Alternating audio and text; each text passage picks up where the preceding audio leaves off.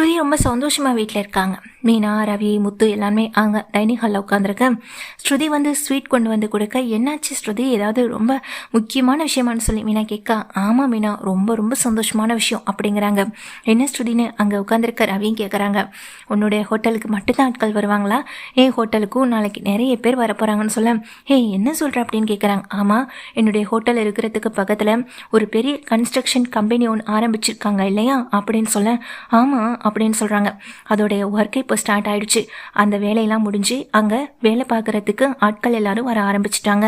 அதனுடைய முதல் நாள் செலிப்ரேஷனுக்காக இப்போது 100 சாப்பாடு எங்களுடைய ரெஸ்டாரண்ட்டில் தான் ஆர்டர் பண்ணியிருக்காங்கன்னு சொல்ல, வாவ் சூப்பர் அப்படின்னு அங்கே உட்காந்துருக்க மீனாவும் சரி முத்துவும் சரி இங்கே ஸ்ருதிக்கு கை கொடுத்து வாழ்த்து சொல்ல, என்ன ரவி பார்த்துட்டே இருக்கீங்கன்னு சொல்ல, அவனுக்கு பொறாமங்க அப்படின்னு ஸ்ருதியும் சொல்கிறாங்க. அதெல்லாம் எனக்கு எந்த பொறாமையும் இல்லை, நீ முன்னேறினா நான் எதுக்காக பொறாமப்பட போகிறேன் அப்படின்னு சொல்லி கை கொடுக்குறாங்க. நாளைக்கு நிறைய ஃபுட் வெரைட்டிஸ் எல்லாமே ஆன்லைனில் பார்த்து பெரிய பெரிய செஃப் கிட்ட எல்லாம் கேட்டுட்டு அதுக்கப்புறமா அந்த ஃபுட் வெரைட்டிஸ் எல்லாத்தையுமே நான் லிஸ்ட் போட்டு வச்சுருக்கேன் பாருங்க மீனா அப்படின்னு சொல்லி கொடுக்க, என்னங்க இது எல்லாமே இங்கிலீஷில் இருக்கு, எனக்கு எதுவுமே புரியலை அப்படின்னு சொல்ல, ஓ சாரி மீனா அப்படின்னு சொல்கிறாங்க. அதுக்கு என்ன பரவாயில்ல அப்படின்னு அங்கே மீனாவும் சொல்ல, அங்கே நீ ரவியும் பார்க்குறாங்க. ஓ இது எல்லாமே நாளைக்கு குமாரே செய்வானா அப்படின்னு சொல்ல, ஆமாம் நீ மட்டும்தான் செஃப், உனக்கு மட்டும்தான் சமைக்க தெரியும் இல்லைல்ல, உங்ககிட்டேருந்து கற்றுக்கிட்டதை மட்டும்தான் குமாரும் வந்து சமைக்கணும்னு ஒன்று அவசியம் இல்லைன்னு சொல்ல, திரும்பவும் சண்டை போட ஆரம்பிச்சிட்டிங்களா அப்படின்னு அங்கே மீனா கேட்குறாங்க. சச்சா அதெல்லாம் ஒன்றும் இல்லை, நீ இதெல்லாம் சமைச்சாலும் நானும் சந்தோஷப்படுவேன் தான் அப்படின்னு சொல்லிட்டு இருக்காங்க. உங்களுக்கு இதெல்லாம் சமைக்க தெரியுமா ரவி அப்படின்னு கேட்க, இல்லை நீ இதெல்லாம் நான் இது வரைக்கும் ட்ரை பண்ணதில்லை, குமாரும் ட்ரை பண்ணி பார்த்ததில்லை, அதான் எப்படி சமைக்க போகிறான்னு ஒரு சின்ன கன்ஃபியூஷனில் தான் நான் கேட்டேன் அப்படின்னு சொல்கிறாங்க. அதெல்லாம் குமார் நல்லாவே சமைப்பார். குமார் மட்டும் இல்லை, இன்னும் நான் 2 செஃபையும் சொல்லியிருக்கேன், கண்டிப்பாக அவங்களும் சேர்ந்து இது நல்லா தான் சமைக்க போகிறாங்க. அப்புறம் இனி இந்த ஆர்டர் தொடர்ந்து வரணும், அதுக்காக எனக்காக ப்ரே பண்ணிக்கங்க அப்படின்னு சொல்ல, கண்டிப்பாக ஸ்ருதி உங்களுக்காக ப்ரே பண்ணாமல் எப்படி, நானே உனக்கு நிறைய ஆர்டர் பிடிச்சு கொடுக்குறேன்னு சொல்லி முத்துவும் சொல்கிறாங்க. எப்படின்னு சொல்லிட்டு அங்கே ஸ்ருதியும் கேட்க, ஆமாம் நானும் நிறைய ட்ராவல்ஸ் அதாவது கார் மூலமாக ட்ராவல் பண்ணிகிட்டே தானே இருக்கேன், உன்னுடைய கேட்ரிங் உன்னுடைய ரெஸ்டாரண்ட் இதை வந்துட்டு நான் விளம்பரப்படுத்த மாட்டேனா, கண்டிப்பாக இதை விளம்பரப்படுத்தினா உனக்கும் நல்ல ஆஃபர் வரும்லன்னு சொல்ல, ரொம்ப தேங்க்ஸ் முத்து அப்படின்னு ஸ்ருதியும் சொல்லிட்டு இருக்காங்க. மீனாவும் நானும் இதெல்லாம் பண்ணுறேன், உங்களோட விசிட்டிங் கார்டு அது மட்டும் எனக்கு கொடுத்தீங்கன்னா போதும், பூ கொடுக்க போகிற இடத்துல உங்களுக்காக நானும் இந்த ஹெல்ப் பண்ணுறேன்னு சொல்ல, ரொம்ப தேங்க்ஸ் மீனா, ஆனால் சில பேர் இருக்காங்க நம்ம கூடவே தான் இருப்பாங்க, ஆனால் என்ன ஏதுன்னு கூட ஒரு வார்த்தை கேட்க மாட்டாங்கன்னு சொல்லி ரவி ஒரு ஜாடம் பார்வை பார்க்க, ரவி வந்து கிளம்பி போயிடுறாங்க.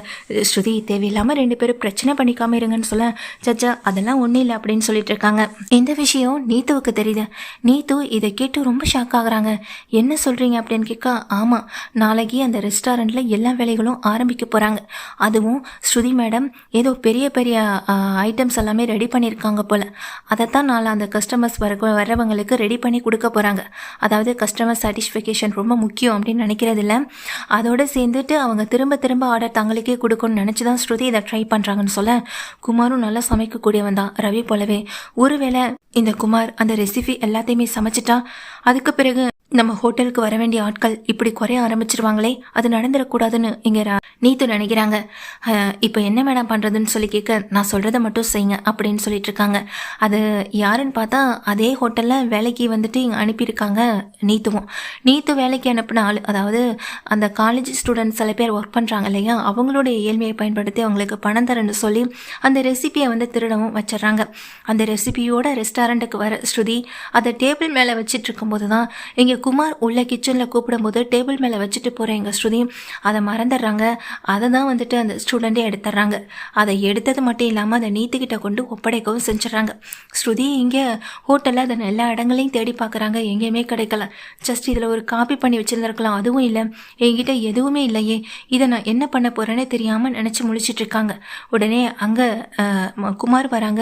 என்ன மேடம் என்னாச்சு, எல்லாமே ரெடியாக இருக்குது, நீங்கள் அந்த ரெசிபியை மட்டும் கொடுத்தீங்கன்னா நான் அதில் இருக்கிறது போல் செஞ்சுருவேன் அப்படின்னு சொல்ல, அதை தான் குமார் நான் மிஸ் பண்ணிட்டேன், இப்போ தான் தேடிட்டுருக்கேன், இன்னொன்னே பார்த்து பார்த்து பக்காவாக எடுத்து வச்சேன், இப்போ அதை திரும்பவும் என்னால் போய் எடுக்கிறேன்னா ரொம்ப டைம் ஆகும், அப்புறம் வரவங்களுக்கு சாப்பாடு கொடுக்க ரொம்ப டைம் ஆயிடுச்சுன்னா அப்புறம் வரவங்க இனி நம்ம ஹோட்டல் பக்கமே வராமல் போயிடுவாங்க அப்படின்னு ஸ்ருதி சொல்ல, இப்போ என்ன மேடம் பண்ணுறது அப்படின்னு சொல்லி கேட்குறாங்க. நான் வேணும்னா நம்ம எப்போதும் சமைக்கிற சாப்பாடை வேணாம் சமைக்க செய்வான்னு சொல்லிட்டு அங்கே குமார் கேட்க, சச்சா அப்படி எதுவும் பண்ணிடக்கூடாது அப்படின்னு சொல்லிட்டு இருக்காங்க. வேற என்ன மேடம் பண்ணுறது, இது எதுவுமே உங்களுக்கும் சரியாக ஞாபகம் இல்லை, ஏன்னா இந்த ஃபீல்டில் நீங்கள் இல்லாதவங்க, புதுசாக ஒரு ஃபீல்டுக்கு வந்திருக்க போது அதை பற்றின டீட்டெயில்ஸ் உங்களுக்கும் தெரியல. இப்படி எடுத்து வச்சிருந்ததையும் மறந்துட்டீங்க, எங்கே வச்சிங்கன்னு கூட தெரியல, அது காணாமல் போயிடுச்சுன்னு வேற சொல்கிறீங்க. இப்போ மற்ற ரெசிபியே உங்களுக்கு செஞ்சு கொடுக்க முடியாது, ஏன்னா என்னென்ன ரெசிபின்னு வேற உங்களுக்கு சொல்லியாச்சு. அது இல்லைனாலும் அவங்க ரொம்ப கோவப்படுவாங்க. இப்போ என்ன மேடம் பண்ணுறதுன்னு குமார் கேட்டுகிட்டே இருக்காங்க. ஜஸ்ட்டு நான் கொஞ்சம் தனியாக இருக்க விரும்புகிறேன்னு சொல்லிட்டு ஸ்ருதி தனியாக உட்காந்துருக்காங்க. இந்த விஷயத்த உடனே ஃபோன் பண்ணி அந்த ஸ்டூடெண்ட் வந்துட்டு நீத்துக்கிட்ட சொல்லிடுறாங்க. இங்கே வச்சது எப்படி காணாமல் போயிருக்கும், இங்கே கூட்டம் வேற அதிகம் இல்லையே நினச்சி யோசிக்கிறாங்க. இப்போ என்ன பண்ணுறதுன்னு யோசிக்கும் போதுதான் மீனா வந்துட்டு ஃப்ரூட் பொக்கே கூட அங்கே வரவும் செய்கிறாங்க. வாங்க மீனா அப்படின்னு சொல்லும்போது, என்னாச்சு ஸ்ருதி, காலையில் தான் ரொம்ப சந்தோஷமாக எங்கள் ஹோட்டல் கிளம்பி வந்தீங்க, இப்போ ஏன் இப்படி உட்காந்துருக்கீங்கன்னு சொல்லி கேட்க குமார் அங்கே வந்து அவங்க விஷயத்தை எல்லாத்தையும் மீனா கிட்ட சொல்கிறாங்க. மீனா இதை கேட்டு ரொம்ப அதிர்ந்து போக, அப்படியா நான் பார்த்துக்கிறேன், நீங்கள் போய் வேலையை பாருங்கன்னு குமார் அனுப்பி விட்டுறாங்க. அப்போ கேட்குறாங்க, என்னாச்சு ஸ்ருதி, அதில் ஒரு ஃபோட்டோ கூட எடுத்து வைக்கலன்னு சொல்ல, இல்லைங்க வேணா, எப்படியுமே இதை காலையில் எங்கள் ஹோட்டலில் வந்து கொடுக்க தான் போகிறோம், அடுத்து வேலையெல்லாம் ஆரம்பிச்சிருவாங்கன்னு நினச்சிட்டு அதை நான் பெரிய விஷயமா எடுத்துக்காம தான் இருந்தேன் மீனா, ஆனால் இங்கே வந்ததுமே அது காணாமல் போயிடுச்சுன்னு சொல்ல, எப்படி ஸ்ருதி காணாமல் போயிருக்குன்னு சொல்லி மீனாவும் கேட்டுகிட்டே இருக்காங்க. இப்போ அதில் இருக்க ரெசிபி எதுவுமே எனக்கு தெரியாது, அது இங்கே குமாருக்கும் தெரியாது, அதை பார்த்து அதை செய்யணும்னு தானே நாங்கள் ஆசைப்பட்டோம், வர்றவங்களுக்கு டேஸ்ட்டாக சமைச்சு கொடுக்கணும்னு நினச்சோம் அப்படின்னு சொல்ல, நம்ம டேஸ்ட்டு ருசி இது எல்லாமே கைப்பக்குவமும் அதே நேரத்தில் நாம் அவங்களுக்கு கொடுக்குற விதமும் தான் இருக்குது ஸ்ருதி. அதை விட்டுட்டு ஒவ்வொரு ரெசிபியும் ஒவ்வொரு டேஸ்ட்டில் இருக்கும், அதனால் அதை அவங்களுக்கு கொடுக்கணும்னு நினைக்கவும் கூடாது அப்படின்னு சொல்கிறாங்க. இப்போ என்ன மீனா பண்ணுறதுன்னு சொல்லி கேட்க, நீங்கள் எதுக்கு கவலைப்படுறீங்க, நான் இருக்கல, நான் பார்த்துக்கிறேன்னு சொல்லிட்டு மீனா கிச்சனுக்குள்ளே போகிறாங்க. மீனாவுக்கு தெரிஞ்ச சமையல் எல்லாத்தையுமே ரொம்ப அற்புதமாக ரெடி பண்ணுறாங்க. அந்த காலத்து சமையல் எப்படி இருக்குமோ அப்படி ரெடி பண்ணுறாங்க. வாசனையே ரொம்ப தூக்கலாக இருக்குது. வெளியில் உட்காந்துருக்கேன் எங்கள் ஸ்ருதிக்கு, உங்கள் சமையலை பற்றி எனக்கு தெரியும் மீனா, ஆனால் நான் கொடுத்த ரெசிபி வேற, இப்போ நம்ம செஞ்சிட்ருக்க ரெசிபி வேற, இது எப்படி அவங்களுக்கு பிடிக்கும்னு தெரியலேன்னு சொல்ல, எல்லாம் உங்களுக்கு பிடிக்கும், வந்தவங்க இன்னும் அதிகமான ஆர்டர் உங்களுக்கு கொடுக்க போகிறாங்களா இல்லையான்னு மட்டும் பார்த்துட்டே இருங்க அப்படின்னு சொல்கிறாங்க. கொஞ்ச நேரத்தில் அந்த கன்ஸ்ட்ரக்ஷன் கம்பெனிலேருந்து முதல் நாள் ஃபங்க்ஷன் முடிச்சுட்டு நேராக எங்கள் ஸ்டுடியோடைய ஹோட்டலுக்கு தான் வராங்க. பல பேர் ஆர்டர் பண்ணி சாப்பிட்றாங்க, பல பேர் அங்கே ஹோட்டலுக்கு வந்து சாப்பிட்றாங்க. ஃபுட்டு அப்படியே அவ்வளோ அருமையாக இருக்குது. வீட்டில் சாப்பிட்ட கைப்பக்குவத்தில் ரொம்ப அருமையாக அற்புதமாக அழகாக செஞ்சுருக்கதை நினச்சி ரொம்ப சந்தோஷப்படுறாங்க. ஆரம்பத்தில் நீங்கள் ஒரு மெனு கொடுத்தீங்கல்ல, அதில் இருந்த சாப்பாடு மற்றவங்களுக்கு இது எப்படி இருக்குமோ, இதை டேஸ்ட் பண்ணி பார்க்கலாமான்ற ஒரு தயக்கம் இருந்துக்கிட்டே இருந்தது ஸ்ருதி. ஆனால் பட் இங்கே வந்து சாப்பிட்ட பிறகு இதில் இருக்க ரெசிபி எல்லாமே டோட்டலாக சேஞ்ச் ஆகிருக்கு. ஆரம்பத்தில் இதை பார்த்து நாங்களே ஆச்சரியப்பட்டாலும் சாப்பிட்ட பிறகு இதோடைய டேஸ்ட் எங்கள் நாக்கில் இப்போ வரைக்கும் இருந்துகிட்டே இருக்கு. இப்படி ஒரு சாப்பாடை தான், இப்படி ஒரு டேஸ்டான சாப்பாடை தான் நாங்கள் எதிர்பார்க்குறோம். இது வரைக்கும் எங்கும் தேடி கிடைக்காத அந்த கைப்பக்குவம் இன்றைக்கி உங்கள் ஹோட்டலில் கிடச்சிருக்கு. யார் சமைச்சதுன்னு சொல்லி கேட்க மீனா வராங்க. மீனாவை பார்த்துட்டு எல்லாமே வாழ்த்துறது மட்டும் இல்லாமல் நீ இவங்களே குக் பண்ண வைங்க அப்படின்னு சொல்லும்போது மீனாவுக்கு ரொம்ப ஷாக் ஆகிடுது. மீனா பூக்கட்டுற தொழில் வேற பார்த்துட்டு இருக்காங்க, இந்த தொழில் எப்படி அவங்களால பார்த்துக்க முடியும்னு நினச்சிட்டு இருக்காங்க. எங்கள் ஸ்ருதியும் சரிங்க சார் அப்படின்னு சொல்லிடுறாங்க. மீனா, உங்களால் தான் எனக்கு இவ்வளோ பெரிய வாய்ப்பும் நல்ல ஒரு பேரும் கிடச்சிருக்கு, நீங்கள் மட்டும் இல்லைனா இன்றைக்கி என் ஹோட்டலுடைய நேமே ரொம்ப டேமேஜ் ஆகிருக்கும் அப்படின்னு சொல்லிட்டு இருக்காங்க.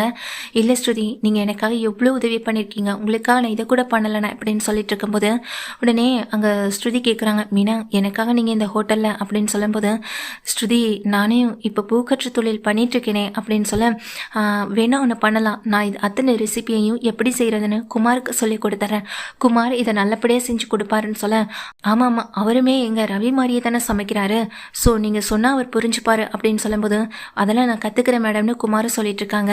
சரிங்க, நான் ஈவினிங் வந்து பார்த்துட்றேன் அப்படின்னு சொல்லிட்டு அங்கேருந்து மீனாவும் கிளம்பி போக ஸ்ருதிக்கு பயங்கர ஹாப்பியாக இருக்குது. ஆர்டர் மேலே ஆர்டர் வந்துகிட்டே இருக்குது. இதனால் ரொம்ப ரொம்ப சந்தோஷப்பட்டுட்டு இருக்காங்க. இப்போ வரைக்கும் அவங்க செஞ்சது வரைக்குமே எனக்கு செய்ய தெரியும்னு சொல்லிட்டு தான் அந்த குமாரும் மீதியை வந்துட்டு சமைச்சிட்ருக்காரு. ஸோ இந்த மாதிரி அவங்க ஹோட்டல் பிரபலம் ஆகுது. இதை கொஞ்சம் கூட பார்க்காத இந்த ஸ்ருதி அந்த நீத்து வந்துட்டு விஷயத்தை கேள்விப்பட்ட உடனேயே பயங்கர ஷாக் ஆகுறாங்க. என்ன சொல்கிறீங்க அப்படின்னு அதிர்ந்து போக, ஆமாம் அவங்களுக்கு தெரிஞ்ச ஒரு லேடி தான் வந்து சமைச்சு கொடுத்துட்டு போனாங்கன்னு சொன்னோடனே கோவத்தில் ஃபோனை கட் பண்ணிவிட்டு தூக்கி வீசிட்டு அந்த இடத்த விட்டு நேராக வண்டி எடுத்துகிட்டு கிளம்பி வெளியே போயிடுறாங்க. அப்போது ரவி வந்து பார்த்தா ஃபோன் கீழே உடஞ்சி கிடக்கு. எங்கே போனாங்க, என்னாச்சு அப்படின்னு தெரியலேன்னு நினச்சிட்டு இருக்கும்போது தான் அந்த ரெசிபியெல்லாம் எடுத்து பார்த்தா அது அத்தனையுமே ஸ்ருதியோடைய ஹேண்ட் ரைட்டிங், ஸ்ருதியோடைய ரெசிபி, இதெல்லாத்தையும் பார்த்து ரொம்ப ஷாக் ஆகுறாங்க. இது ஸ்ருதி இன்றைக்கி அவங்க ஹோட்டலில் வந்தவங்களுக்காக டெலிவரி கொடுக்கணும், அதனால் அந்த ரெசிபியெல்லாம் செய்யணும்னு சொல்லிட்டு பக்காவாக ரெடி பண்ணி வச்சதாச்சே, அவளுடைய ரெசிபி எப்படி இங்கே வந்துச்சுன்னு சொல்லிட்டு அந்த பேப்பர் எடுத்து பார்த்தா எங்கள் ரவிக்கு ரொம்ப ஷாக் ஆகுது. உடனே இங்கே ஸ்ருதிக்கு கால் பண்ணுறாங்க. என்னடா சொல்லு அப்படின்னு சொல்லும்போது, என்ன என் ஹோட்டலில் வேலையை அனுப்பிச்சா இல்லையான்னு பார்க்குறியா, அந்த நீத்து சொல்லி தானே என்னுடைய ரெசிபியை நீ எடுத்தேன்னு சொல்ல, என்ன பேசுகிற நீ, உன்னுடைய ரெசிபியை நான் எப்படி எடுத்துருக்க முடியும்னு சொல்ல, ஆமாம் நீ எப்படி எடுத்திருக்க முடியும்? என்னுடைய ஹோட்டலுக்கு வந்ததுக்கு பிறகு தானே இது காணாமல் போச்சுன்னு சொல்ல, அதை பற்றி பேச தான் நான் உனக்கு ஃபோன் பண்ணேன்னு இங்கே ரவி சொல்கிறாங்க. என்ன சொல்கிறேன்னு கேட்க, ஆமாம் அந்த ரெசிபியோடைய பேப்பர் எப்படி எங்கள் நீத்து ஹோட்டல் இருந்தது, இப்போ தான் நான் அதை பார்த்தேன்னு சொல்ல, ஓ அப்போ எல்லாமே அந்த நீத்துவோட வேலை தான் அப்படின்னு சொல்லிட்டு இருக்காங்க. அப்போது நீத்துவுக்கு துணை போகிற ஏதோ ஒரு கருப்பாடு என்னுடைய ஹோட்டலில் வேலை பார்க்குது, கண்டுபிடிக்கிறேன் அப்படின்னு சொல்ல, அப்போது எல்லாமே நீத்து பிளான் பண்ணி தான் நடக்குது. ஸ்ருதியுடைய ஹோட்டலை வளர்ந்து விடாமல் தடுக்கிறதுக்கும் அதுக்கு ஏதாவது பிரச்சனையை கொடுக்கறதுக்கும் தான் இந்த நீத்து ஏதோ பெரிய பிளான் பண்ணிட்டு இருக்காங்க போல. இதை நான் நடக்க விட மாட்டேன்னு இங்கே ரவியும் முடிவு பண்ணுறாங்க.